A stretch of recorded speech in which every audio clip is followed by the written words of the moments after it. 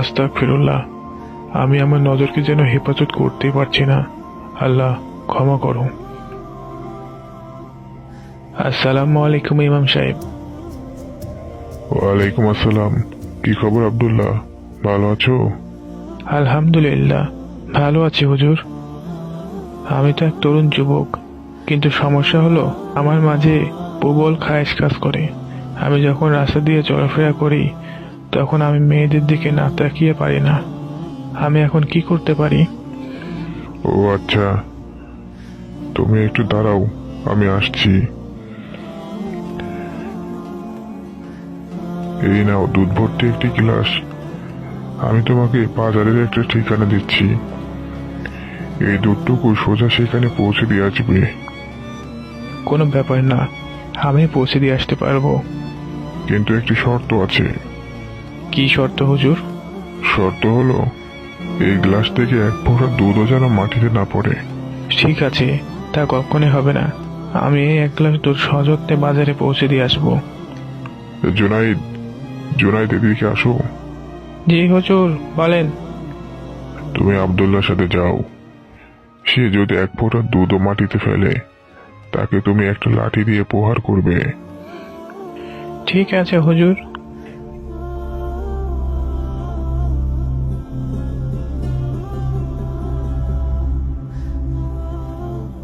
এই নিন জনাব, আপনার এক গ্লাস দুধ। আর আমি এখন আসি।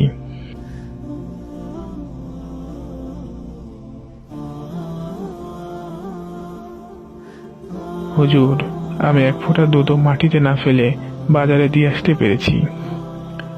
ও আচ্ছা, তাহলে তুমি যাওয়ার সময় কয়েকটি মেয়ের চেহারা দেখেছো? জনাব, আমি তো বুঝতেই পারিনি আমার চারপাশে কি চলছিল। আমি তো এই ভয়ে ছিলাম যে আমি যদি দুধ ফেলি তাহলে রাস্তায় সমবেত মানুষের সামনে আমাকে মার খেতে হবে এবং অপমানিত হতে হবে।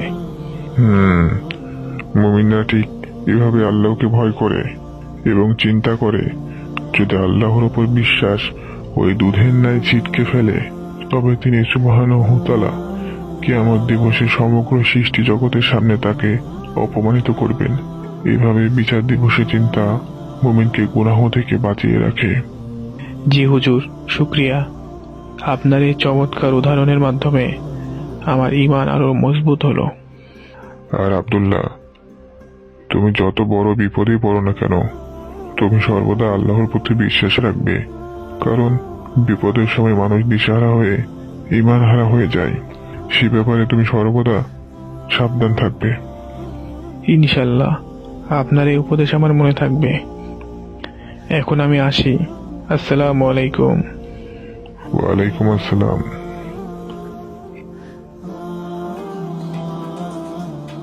এই যে আব্দুল্লাহ ভাই, আপনাকে রাস্তায় পেয়ে গেলাম, ভালোই হলো। আপনার মনে আছে তো কাল আমাদের ব্যবসার জন্য রওনা দেওয়ার কথা?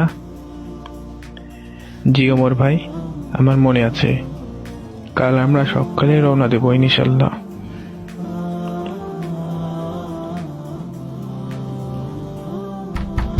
আব্দুল্লাহ ভাই, আব্দুল্লাহ ভাই, উঠুন।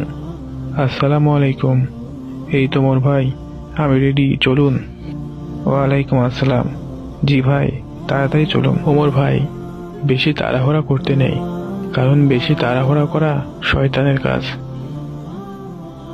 মালপত্রগুলো ঠিক মতো নৌকায় তোলা হলো, এখন তাহলে আমরা রওনা দেই। হ্যাঁ ওমর ভাই, চলুন।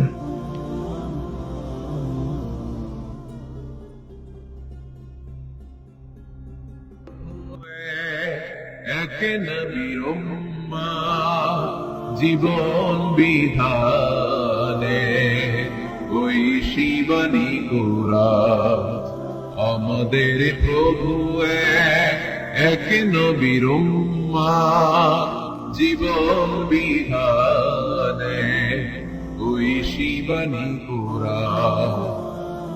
তবে কেন এক নও হে মুসলমান, এক হও করিয়া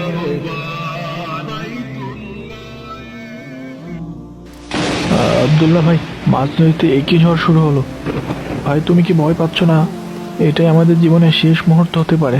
শুধুমাত্র কিছু অলৌকিক ঘটনা আমাদের রক্ষা করতে পারে, না হলে নিশ্চিত মৃত্যু। তুমি কি ভয় পাচ্ছ?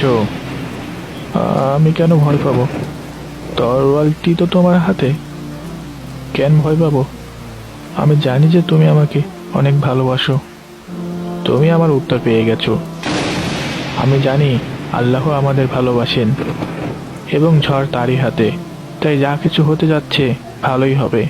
যদি আমরা বেঁচে থাকি ভালো, আর না বাঁচলেও ভালো, কারণ সবকিছু তারই হাতে এবং তিনি কোনো কিছু ভুল করবেন না। আল্লাহ, আমাদের ওপর দয়া করো।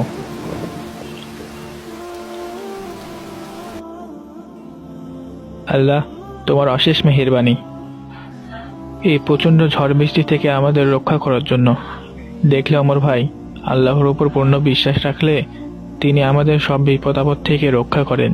বন্ধুরা, আমাদের সকলকে মহান আল্লাহর দেওয়া পরীক্ষায় ধৈর্যশীল থাকতে হবে, তার উপর বিশ্বাস রাখতে হবে।